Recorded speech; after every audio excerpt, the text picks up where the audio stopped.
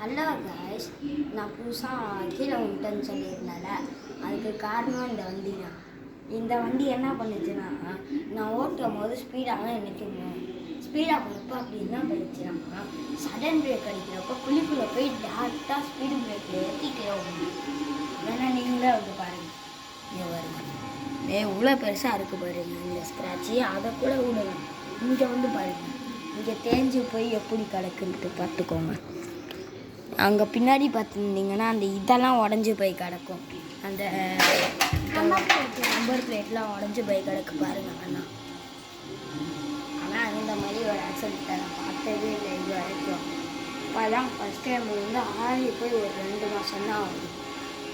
அதுக்குள்ளே இப்படின்னா எப்படி இதே இது பண்ணி தான் போட்டிருக்கோம். அது நம்மளால் இப்போ எடுக்க முடியாது. நம்மளுக்கே கால் பெயின் நிறையா இருக்குது. அடுத்தடுத்த வீடியோஸ் உங்களுக்கு நோட்டீஸாக வரும். லைக் பண்ணி சப்ஸ்கிரைப் பண்ணிடுங்க. Bye bye guys.